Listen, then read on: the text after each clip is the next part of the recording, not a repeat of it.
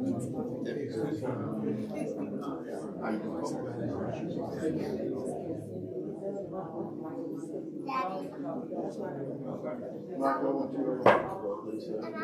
really hungry. You could have got food. What do you think?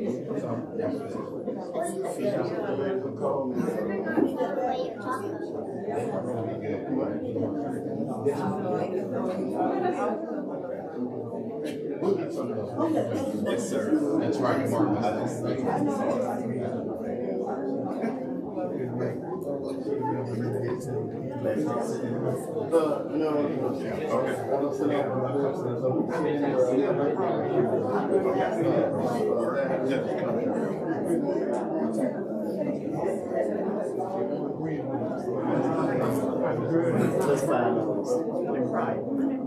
Ladies and gentlemen, if we could start to begin to find our seats, please, we appreciate that. Thank you so much.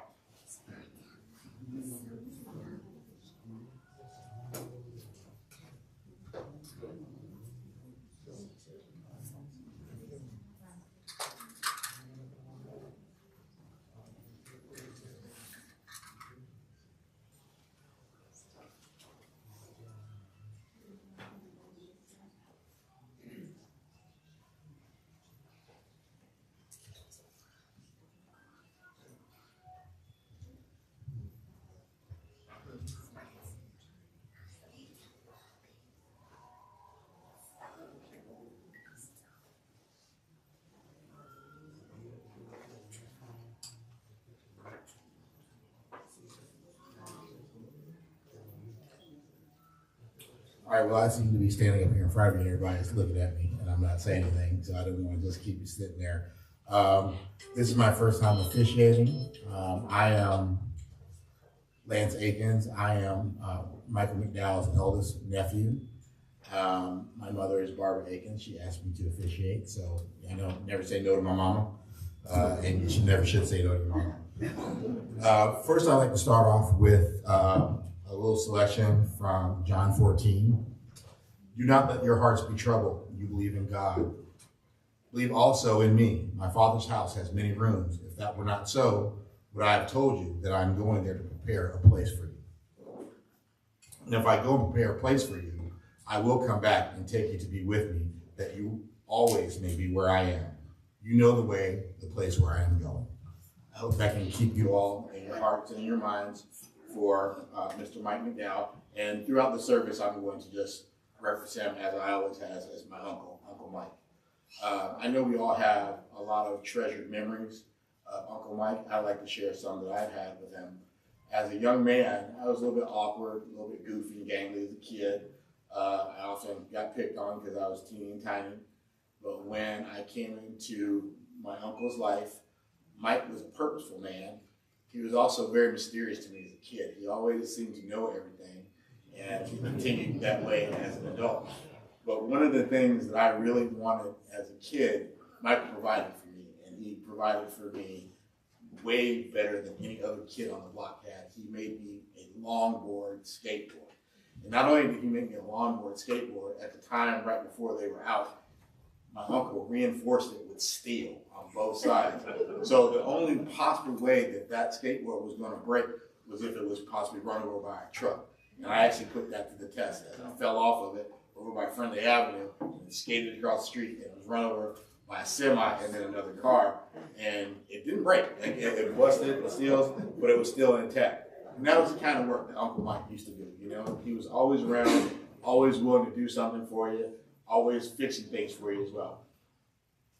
Youngster, little one, your daddy's talking. You can sit down and relax now. We're talking about Uncle Mike. All right. So let's revisit that story. But Uncle Mike always took care of stuff, and I know that he did that for my brother and my sister. And there came a time in life where I split, I was a little bit older, and I left. So my relationship with Uncle Mike was a little bit stem because I was in Chicago, he was in North Carolina, but my beautiful wife got me to move back home to North Carolina, and we had started rebuilding, revitalizing our relationship. And one of the most beautiful things that I enjoyed about my uncle was he always made time to fit in your time. And he lived 2.5 hours away from me. And I was a new father, got new kids, and I was really busy. And Mike would just stop by, and he would come by and fix things at our house that he knew needed to be fixed and knew that I didn't have time to do it because I was running around being a father, being a husband, and doing all these things. And Mike would come by and he's like, man, your TV don't work without an antenna. Why don't you have an antenna in your TV? I'm like, oh, man, I stream everything. And he's like, well, you get so many channels for free if you just do this. He would go to Home Depot, buy all the stuff that I needed, come back, knock that out, hang out, drink some Pepsi, and then jam right down the road. And that was Mike, man. And I was looking forward to having more time with him because I could see and remember the memories that I had, how he was with me as a kid, and I could start to see that with how it was developing with my own children as well. You know, I had a partner. But that was how Mike was, and I remember fond memories of being in the house on holidays when I would come home, and if none of you know us, my name is Lance, my brother is Lauren, my sister is Leah, we have my father Mike, and then we have my uncle Mike. So during the holiday season, you'd have us all jammed up in our house. Cooking's going on, TV's going on, mom's in one room. She's looking for Mike. Mike, which Mike? Mike husband, Uncle Mike. Mike number 2, Mike number 1. And then it was like, Lauren, Lance, Leah, come on. What? Mama, who you need? Just somebody come in and help mama, you know? And it was just the bustling and the bustling. And then having everyone in that house and Uncle Mike there too was just a wonderful thing. And I know that we're all here today to commemorate and to have fellowship with one another and speak about the wonderful memories that Mike has given all of us. And I would like to have you all have an opportunity to come up and speak and share with us because we're all family, we're all friends here, and we'd all like to leave with some great memories of Michael in our hearts and in our minds. So I'm going to open up the floor right now because this is going to be very informal like my uncle was. And you can come up. I see that there's a lot of people here to share the love of Michael McDow. So I'm going to ask you to keep it maybe like 4 to 5 minutes at most if you can. You know, if we have to do a night at Apollo and get you off, we will. But right now, I'm going to open that up to anyone that would like to come up to make some remarks. And when you come up, let us know who you are and how you know Mike. Thank you so much.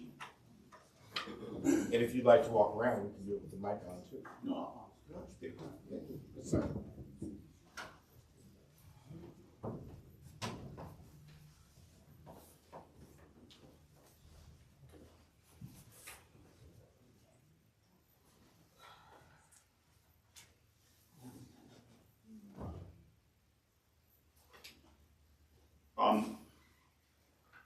To the bereaved family of Mike McDow,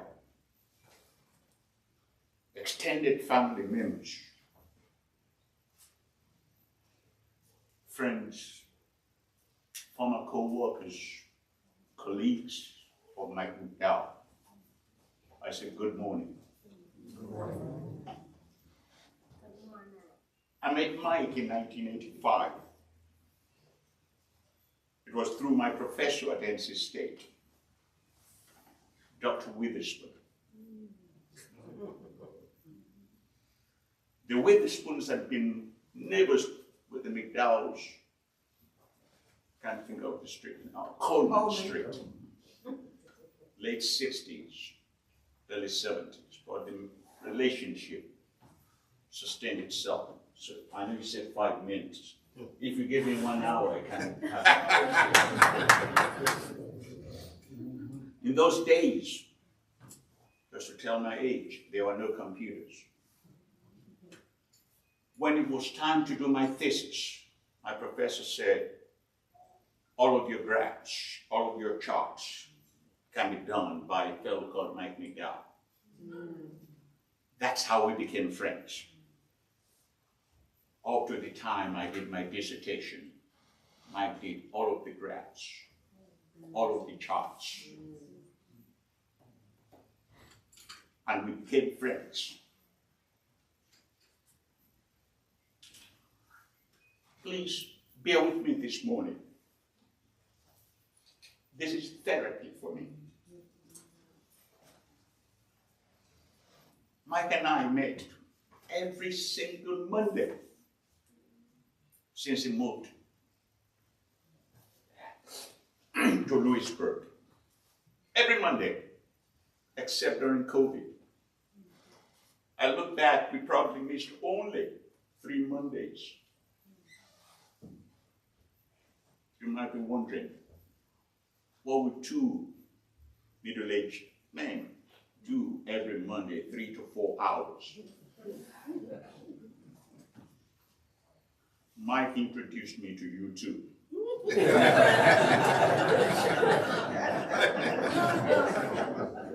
And Mike would always say, we would not watch anything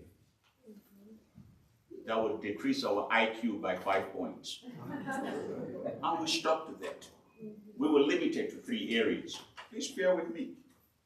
The first one, I would call it psychology. And we would look at, please, I don't know if I can say this word in church, but we look at stupid people that own boats on water. And Mike would laugh. Yes, Mike did laugh. You might see the hard face, but Mike did laugh hard. And we would look at, for example, people who go on water who don't have a right to be there. For example, we saw a family of 15 for a boat meant for 4 people. That's what Mike told me. And the boat would start to sink. Oh, Mike would enjoy that a lot. That's Mike's laughter. Oh, one time we saw, tough to believe, but this particular family went to get one of those raggedy grills, 4 legs, $9.99 from Walmart, and decided to have a barbecue on the boat. It hit a wave. I'll just let you imagine what happened. Mike would laugh, and we would laugh, we would laugh. The last 4 Mondays have been rough without Mike. Still waiting for that 4 o'clock for the doorbell to ring. Like I said, he showed up every Monday, committed.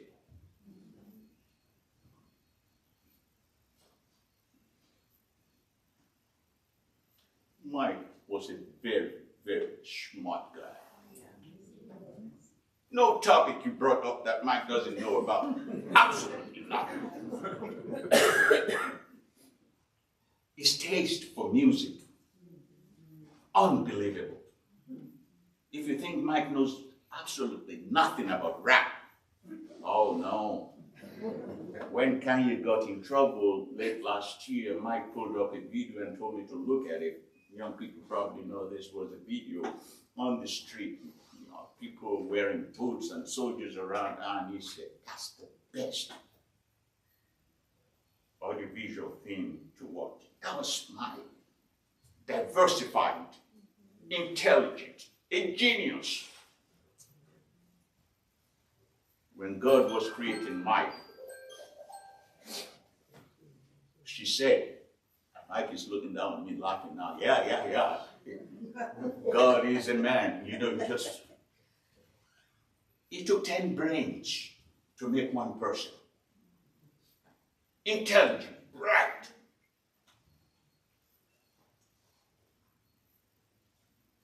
Two more minutes, please. We bought our first house. Didn't have a garage. For a gift, Mike built us one.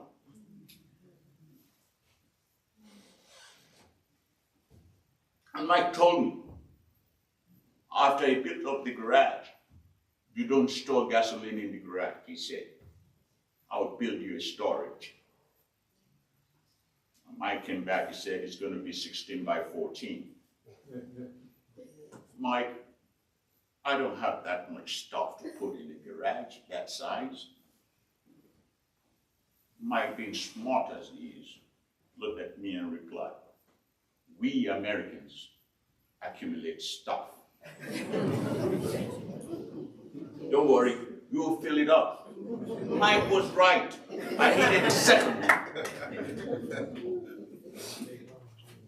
Mike built a second one.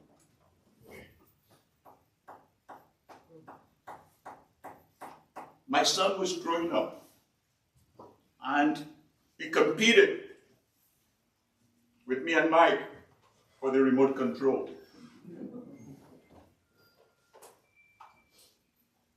You probably don't know anything about Barney the dinosaur. My son was addicted to that. When Mike was visiting one day, we tried everything to cajole my son to give us the remote control. He won't budge. Mike just said, wait a minute, went in the truck, came back. Mike looked at me and said, we are building a man cave. Who are we?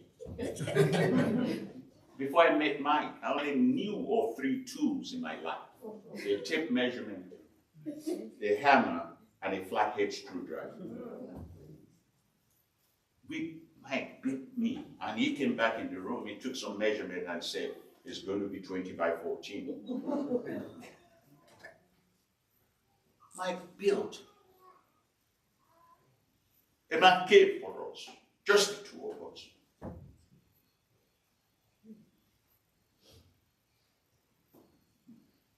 My wife,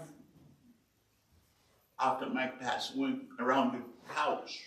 There was not a single room in our house, but Mike had not done something in.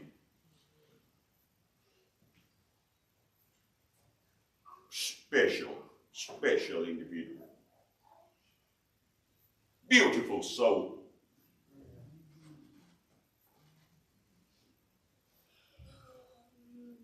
There's nothing, you said it, that you need help with.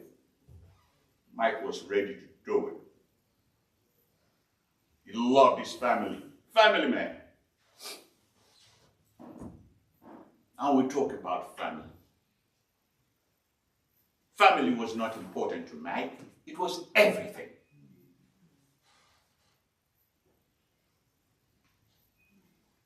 Mike, like you said, goes to Greensboro every Thanksgiving and every Christmas to be with family. And it's always the same problem he talks about. It would stop. I know there's trouble coming. I love my sister. I love my sister. There's nothing. There's a queue going on right there. My wife says as soon as she gets up walking out, I'm talking too long. That's what she's doing. So I'm going to make it quick. She said, as soon as I get up, that's the one you're going too long. Cut it short. So I got the message not to get in trouble. But let me make this last point about family. I love my sister. There's nothing I won't do for that lady.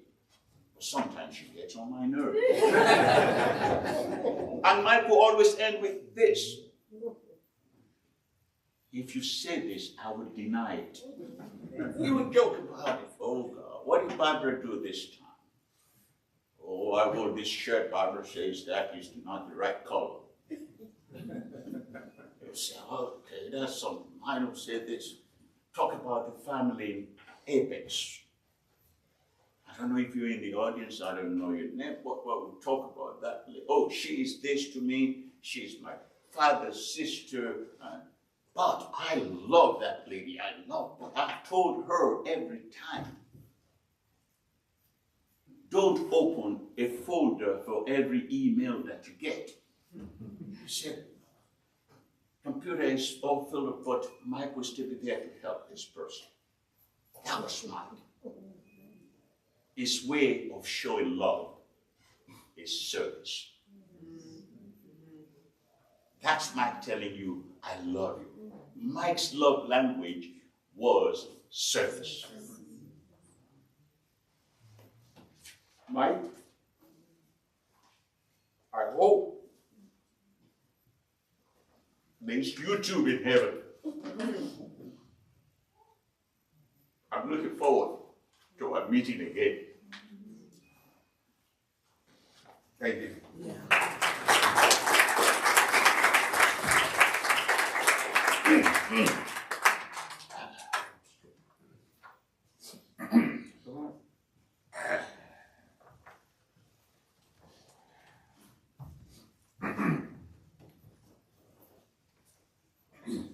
Good morning.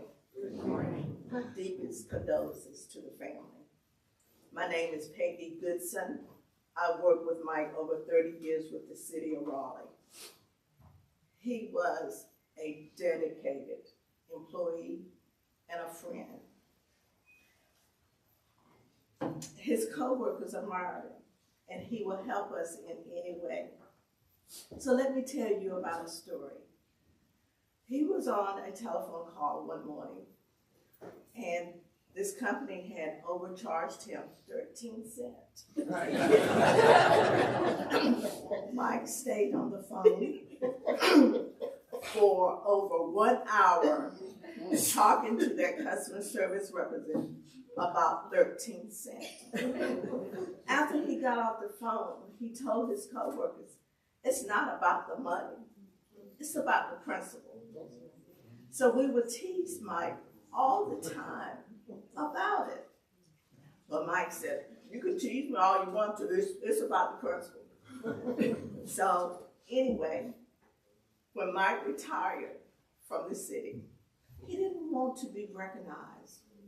But his co-workers and I, we recognized Mike. We took him out for lunch, and we bought him some tools because we knew that he loved tools.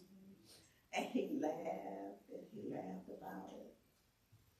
And when you retire from the city of Raleigh, you automatically belong to a quarter century club. And we will meet every quarter.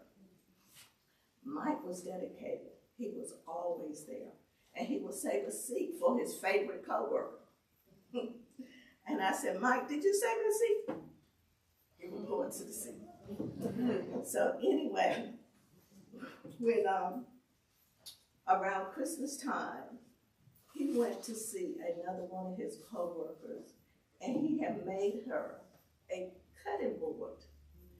And they talked and they fellowshiped for a while. And then he came down because he found out that I was still employed with the city of Raleigh as a consultant. So he came to see me, and he talked with his coworkers. And that was the last time that I visually saw him.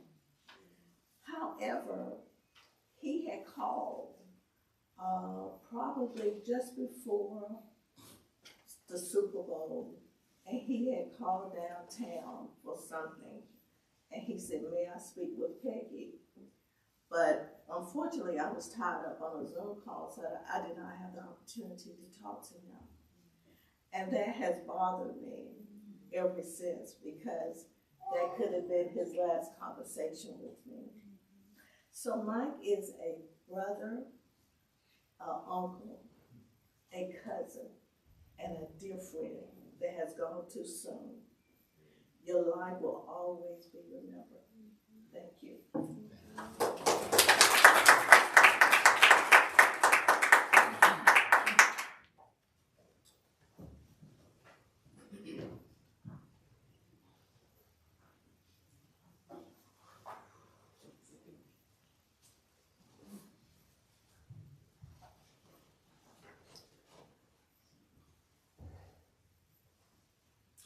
My name is Steve Poole. Mike was my brother-in-law. Mike was at my place of business, my shop, 3 days before the incident happened.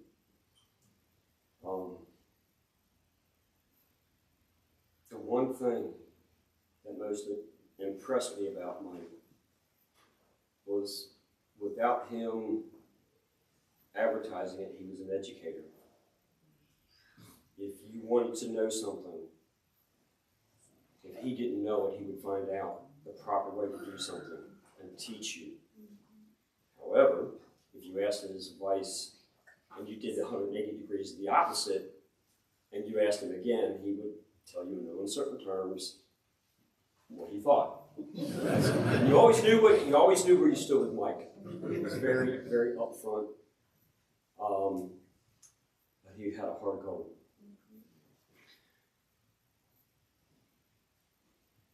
Sorry.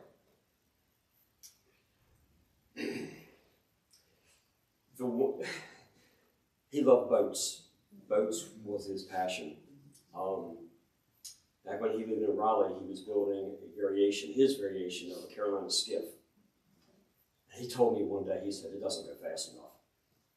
He said, I'm making it faster. I looked at him and said, are you nuts? He said, no, I'm going to get it right. So my son was probably 7 or 8 years old, and we loaded that boat up and we went to Falls Lake, and we got out there on the Falls Lake, and he said, I'm going to turn it loose. We had no seats. My son was the only one who had a life jacket on, as a matter of fact. And if you've ever seen a boat do this, it's porpoising. Well, it started porpoising, and then it started doing this. And my son's sitting on top of a cooler. He's got this big grin on his face, and I look at Mike, and he's got this big grin on his face, and I was like, we'll die. So we shut it down. We took it home. And about 2 weeks later, he said, we're going to the lake. I said, okay. He said, I have built electric trim tabs. He's probably one of the smartest human beings I ever knew in my life. He calculated exactly what he needs to do and be able to make things fit what he was doing.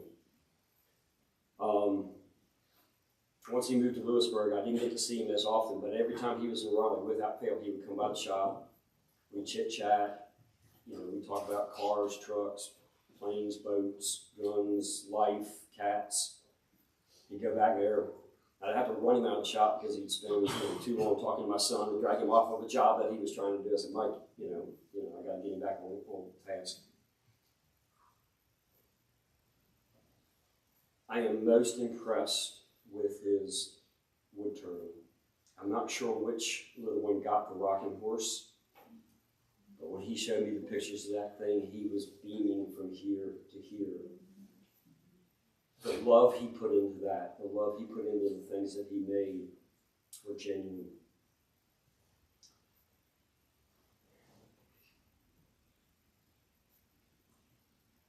The world has lost a great human being. I have lost a good friend. We have lost a cherished family member. But the secret to this is to remember him. Keep him in our hearts, keep him in our minds, because he's taught each and every one of us something of value that we can take through our daily lives. And for that, we will ever be grateful to Mike. Thank you.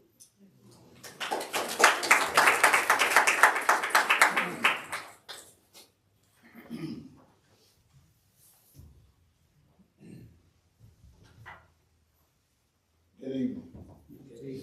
I'm a classmate of Mike. And Mike and I will see each other. He worked for the city, I worked for the state. And we walk downtown at lunchtime, we run into each other. Then later on, I didn't see Mike, so I started seeing Mike at the drag strip because he was a big drag racing fan. I would see him at Don Benson, or either we'll go to see him in Greensboro. And I was thinking, I just told Joe, I said, well, I was thinking about the big race that's coming up at the end of this month. And I said, well, I'll get a chance to see Mike. But since Mike is not going to be there, I will always have those memories of the time that he came and we sat there and we will always talk. And I'm going to miss him. Barbara, feel sorry for your loss, but I don't like to talk out like this, but I said, well, I'll get up and talk for Mike. So God bless y'all. Thank you.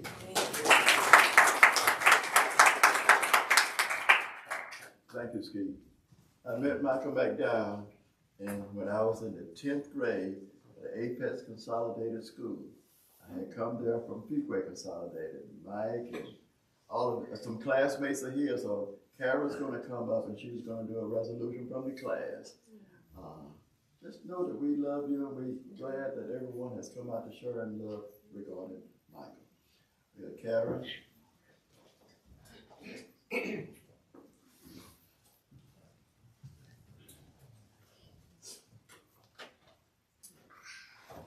Good morning, everyone. Good morning. My name is Carrie Lockley Lee.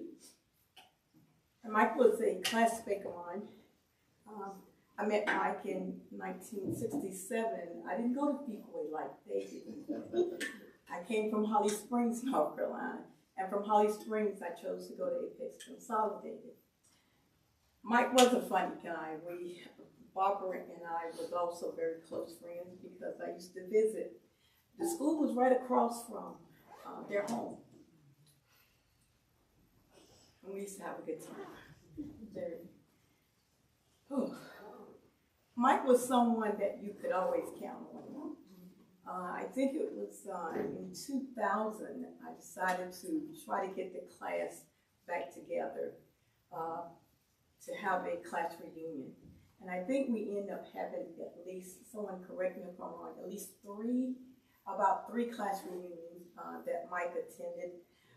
Also, after the last reunion that we had, we decided to continue and just have meetings, and we was working on our 50th class reunion in 2000. It would have been 2001. So that would have been 50 years. And Mike was very much involved with the committee. Every time I would send out the email and say when we would meet, Mike would always call me and say, Carrie, are you sure it's going to be X, Y, Z, where it's going to be? He always wanted to be sure that what was on the email was the way he read it. So he always had to confirm. So this resolution, at this time, I would like for the class of 1971 to please stand.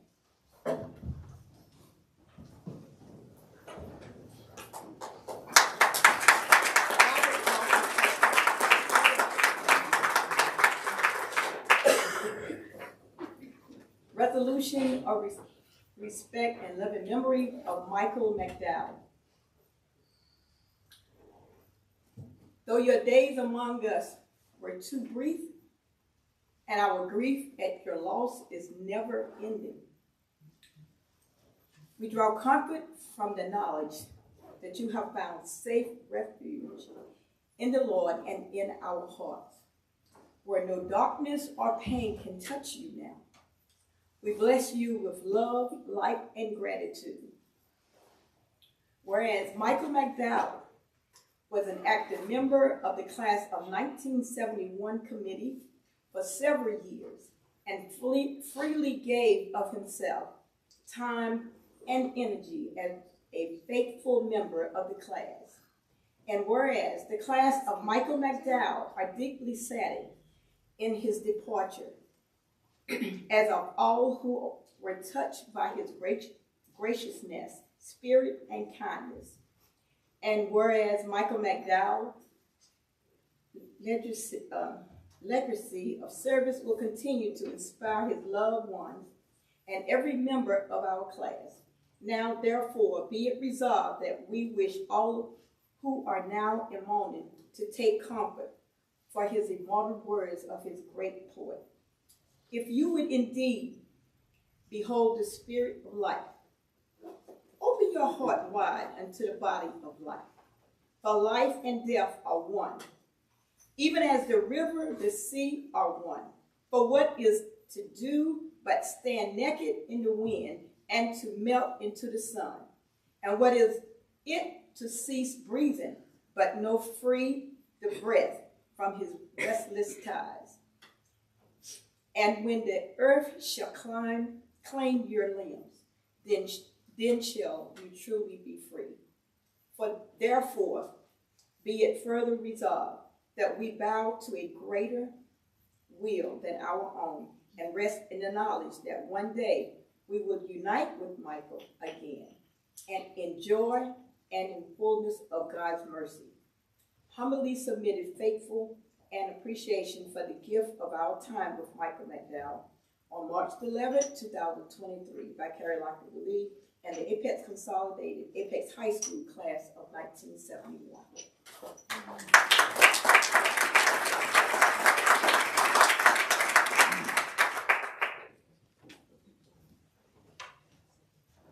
Thank you so much for that. That was very nice. Is there anyone else that would like to come and share some words? We'll continue on.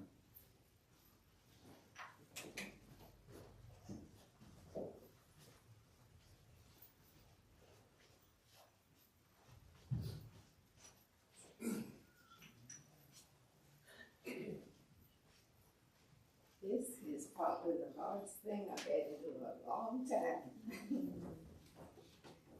Michael McDow. He was my little brother. He's my first cousin, but he was my little brother. And he and my husband were good friends, and they graduated from Century. What is it? I can't even say it today, I'm sorry. But anyway, Michael was there with me. And he came by and he check on this and he do that and he build this. Matter of fact, he's got work there that he left undone. A computer that he needs to finish with, and a sign that he's made for me to put up on the wall, a glass, beautiful glass with thing to put up on the wall. But anyway, Mike was there. He was there if you needed him. He was there to help you, and he was just a wonderful, wonderful spirit. I know God is happy to have him with him because he is the type person that would be there for you if you needed him, no matter what it was. So sleep in peace, Mike, because you are God now.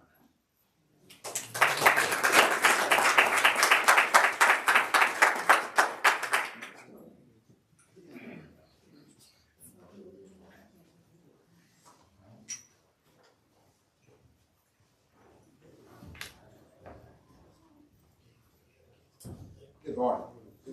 My name is John Surratt. I've heard a lot of talk about Michael's love language being service. I was part of a group that Michael was part of. And, we did give each other as much support and comfort as we could. And he was always available and ready to help out anyone. And in the process, I've learned a lot about Michael. I know about his wood shop. I know about his cats. I know about, probably know about all of you. But he didn't name names. So, but we were there to help one another. I wonder, now that I've heard other folks come up here, how Michael found the time to help as many people as he did. And if he had a job, I don't know how he ever had the time to work a job, because of all he was doing for so many of us. We're going to miss him. He was always there to help. He was always there to share. He was always there to listen. And it's an irreplaceable part of each of our lives. And just to know that there was this whole other group over there that he was helping out. So we'll miss him.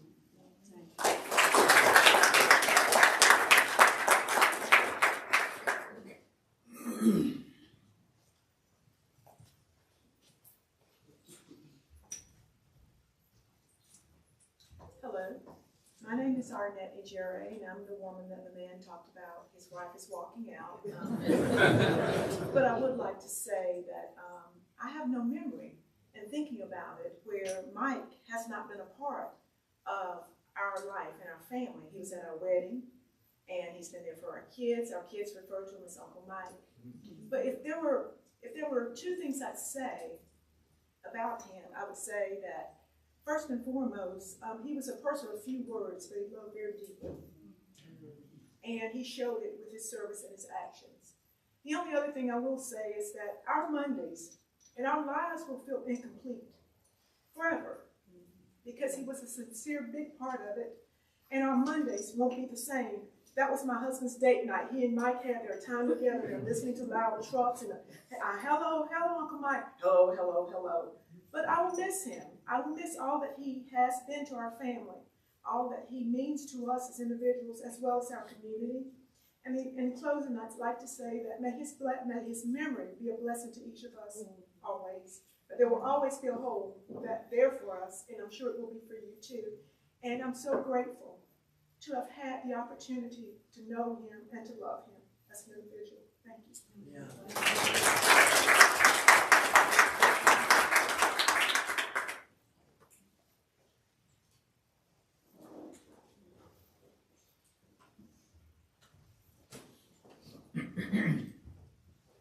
Also, my apologies. If there are people who I can bring the mic to, I'll bring the mic to. I didn't mean to make you walk all the way down here, brother. If you didn't have to.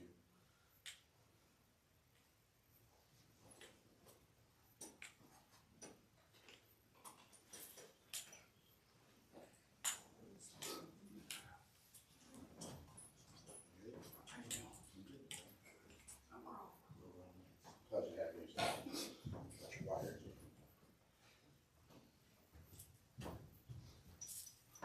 My name is Grove. I met Mike when he was in a crisis over 40 years ago. And it was interesting because I was supposed to be helping Mike, and Mike helped me. Mike went to the prison for over 30 years. He taught substitute classes and all kinds of classes. And I was surprised that he was still going. We went together. I was just thinking, I had a rough year last year, and Mike came to see me. And it was just amazing to see him all these years. He was a beautiful individual. I didn't know the time that he had because he always made time for me. He helped me more than I ever helped him. But we helped each other. I think that's what it's all about. That you can meet people, establish a relationship wherever they are. Maintain that relationship.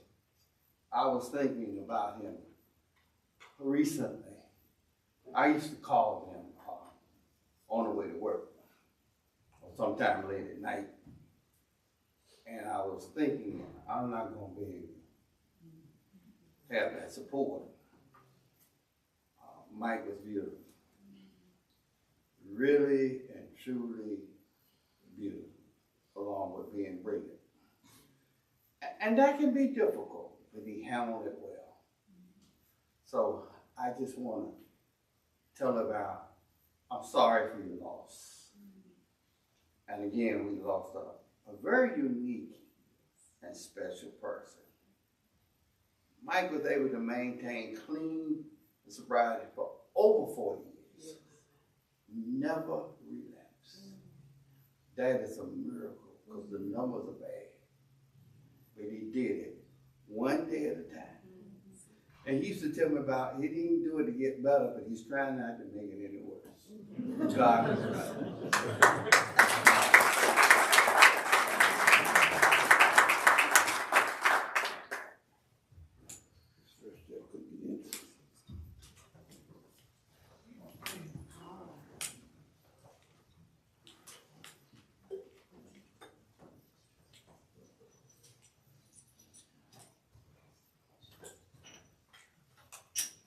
You want me to bring the mic down for you? No, You want to go walk? may not get up to that.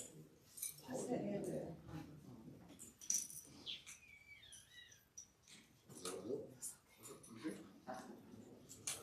I'm loud, so I don't know. You all have talked about the adult Mike.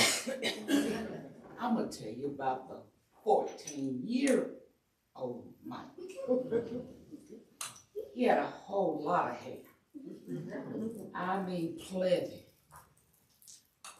And he was a smart kid. You talked about the Witherspoons. Well, we lived right around the corner and right next door to Mike. And he was in and out. Barbara was in and out. And I think it was in August. Someone came to the house. Richard, my husband, let him in. And I turned around and I saw this man with no hair. And I didn't know who it was. And he said, "You should know. I live right next door to you." And then I saw the features. I said, "Oh my." And I just hugged him. And we talked and talked. And he showed me his woodwork. It was beautiful. And my daughter added a sunroom to her house. And the fireplace brick was part of it. And I said, "Mike, can you make a big old clock to go up there?" He said, "Sure." And Thanksgiving, everybody came to the house. Barbara, Mike, and he had this clock. But he told me he had not finished or couldn't find the parts for the big clock. But he had a small clock for her. We will never get the big clock, but we will always have the small. Just want to tell you that. I wasn't going to come up here, but then I said, "Oh,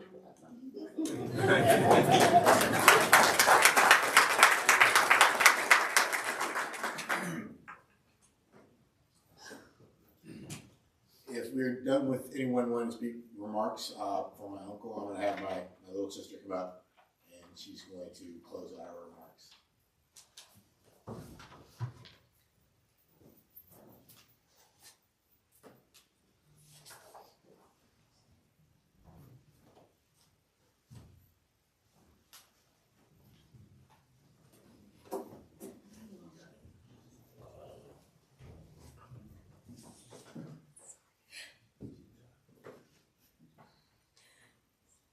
Hello. I'm Leah. And this is for my Uncle Mike. So I wrote a letter. This is a letter to my Uncle Mike. You are one of the most brilliant human beings I ever knew, with loads of dry humor and witty sarcasm to match. I am forever grateful to have been your niece and for the time I got to spend with you. You taught me a ton about work tools, how to complete different house and car repairs, and how to check my brake pads and rotors as you remove the tires from my truck, one by one. I learned so much from you, but above all, you taught me how to live life fully and with intention. You were always present with no hesitation for my wedding, family visits, doctor's appointments, hospital stays, my first week in college to build my first computer, and during our first home walkthrough and inspection. You gave me advice on the best washer and dryer, the most reliable car models, driving directions, and gave the best pep talks. I will miss our talks about life and my research, your travels and wildlife adventures, boats and yachts, woodwork, music, Raleigh, and stories from growing up with Mom. Whenever you would leave the house, I would always yell for you to be safe.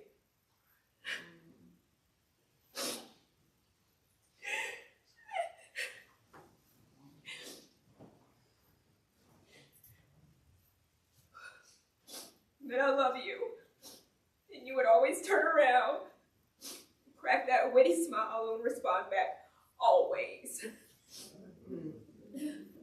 will forever cherish these memories and pray that your soul is at peace. For this is not a goodbye, but a see you later. Until we meet again, I love you to the moon and back.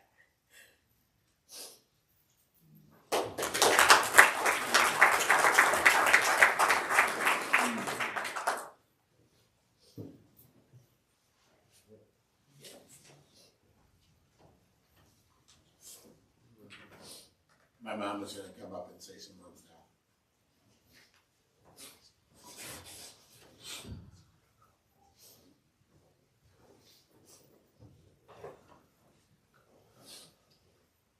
Thanks to each and every one of you all for being here today.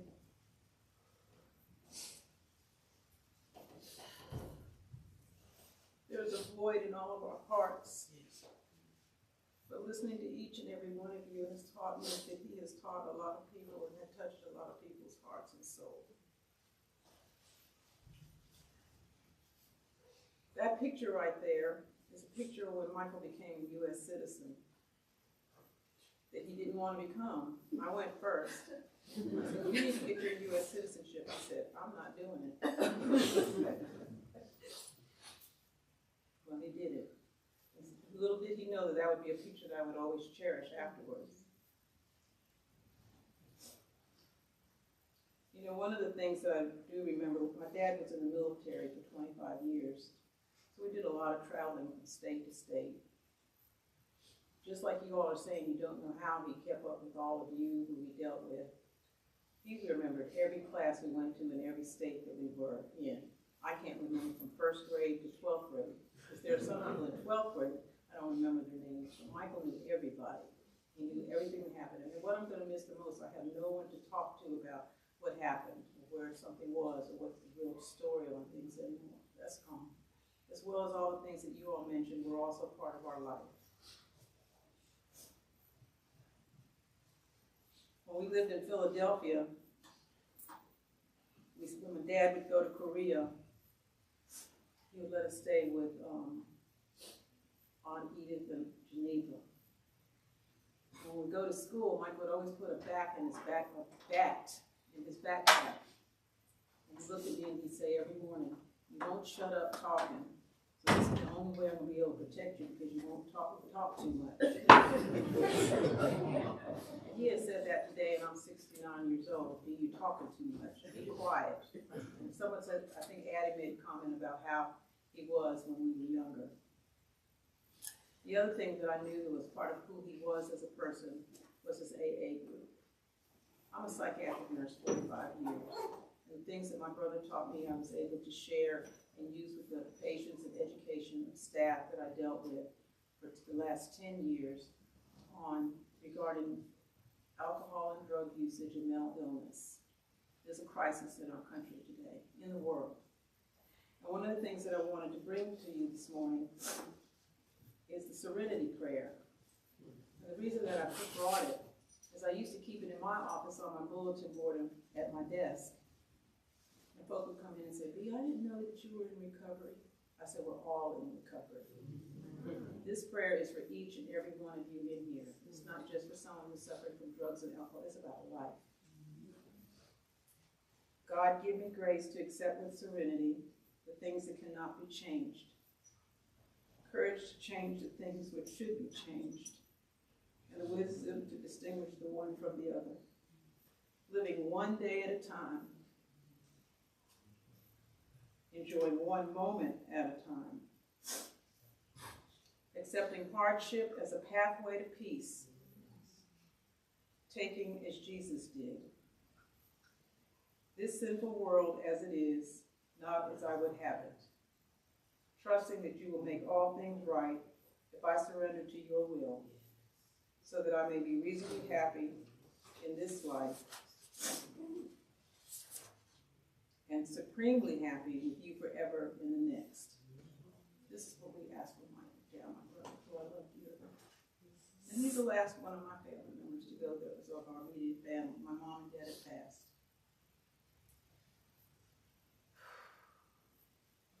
We still got a long ways to go in our recovery and dealing with this situation that my brother had to go through, which we don't know all the answers to. So just bear with us as time goes by, because it's gonna take time to figure all this out that has occurred. He was taken from me too soon. He was taken from all of y'all too soon. But he gave you enough to keep growing. So please do so. Continue to talk about him the way you are. Those are the memories he will cherish, that I will cherish, knowing that you all loved him as much as I do. All right, so what do we do now? Which one we do?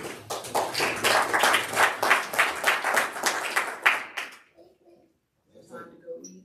That's it. So David, that day's coming down. What do you want me to say now? Oh.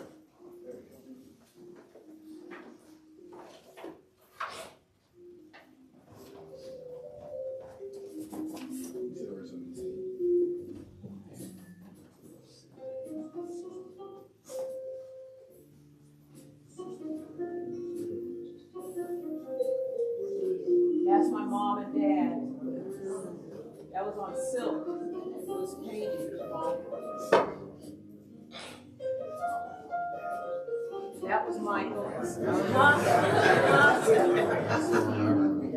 That's how he looked in high school when we graduated.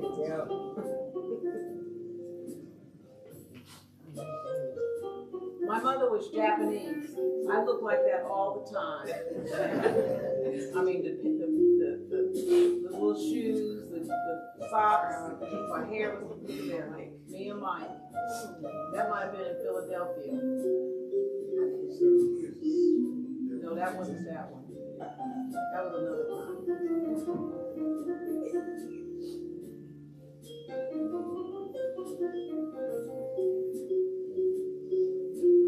There's mommy and daddy. There's his citizenship papers. I found out once he passed that we were both from the main island of Hokkaido. And this is I was able to find my bio family several years back. My husband and I went to Japan, and this is some of the scenery. It's a huge island off of the mainland of Japan. And these are just different functions with where my brother came. That's Adam, my son-in-law, and Mike. And of course, he is holding a conversation with everybody, no matter where he is. And there's that suit that he got, Addie. Leah's wedding, Leah and Adam's wedding. He said he wasn't gonna wear it.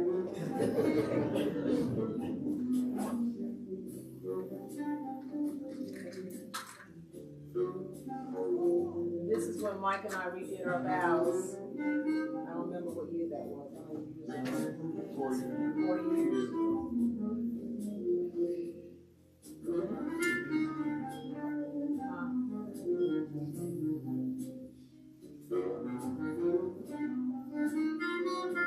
This time, Mindy, I'm sorry, that's pictures there, but that might be there. But he always ate, no matter what I cooked, he'd take a whole bunch back home to Raleigh. Yeah.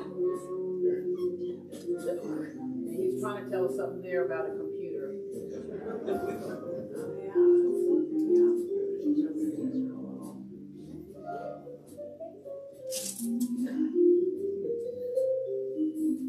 He loved Leah.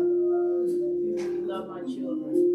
That's Mount Fujiyama in Japan. That's the port of Hokkaido.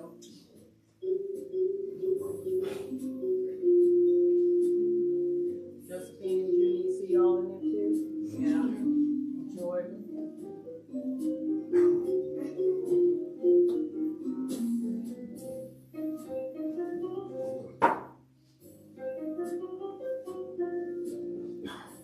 That's a family portrait that we took. We just only had Josephine at that time.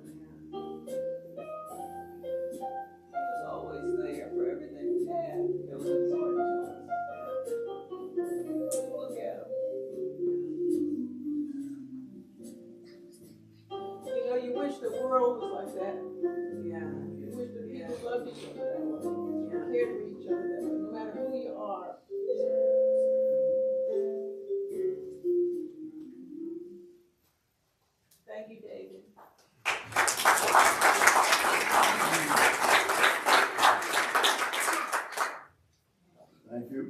for allowing us to serve you.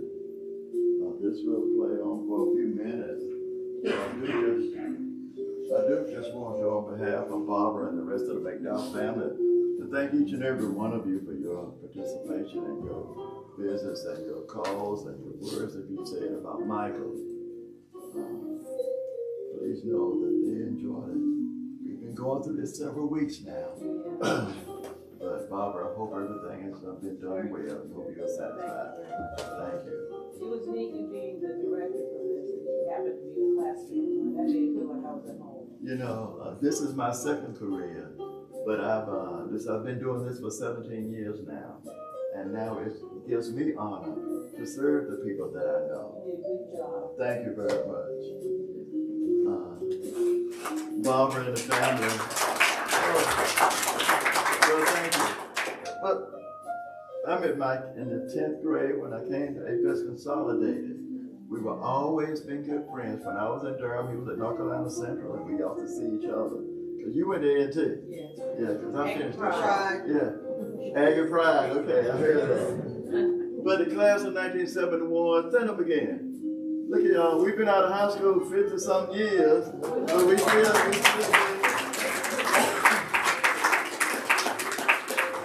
we're going to take a picture down at the community center. Be prepared. Barbara's inviting us all to the community center for a repast directly after this service. So I'm going to ask Lance to come back up, and we're going to do at least the Lord's Prayer.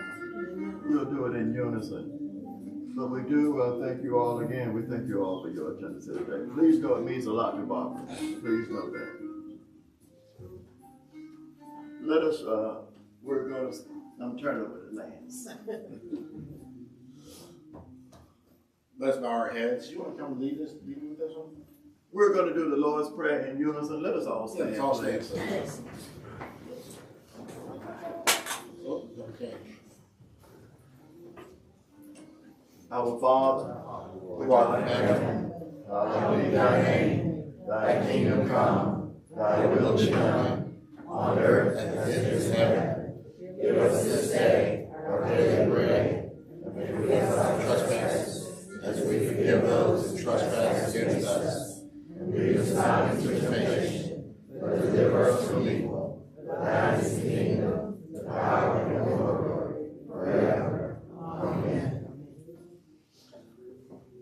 To the McDow family again, please know that we'll continue to keep you in our prayers, and we thank you very much again. And for the class of 71, we've lost another one in the last couple of weeks ago. So we're sorry about Mike, and you know you have my deepest condolences. So we're all going to head out this way? Yes. All right, folks, we'll all head out this way, and we'll go to the community center room. Thank you so much for Okay. all your kind If you don't mind, will you please keep the aisles clear and let the family come first? Yes. Again, we thank you so much for your kind words and your fellowship this afternoon.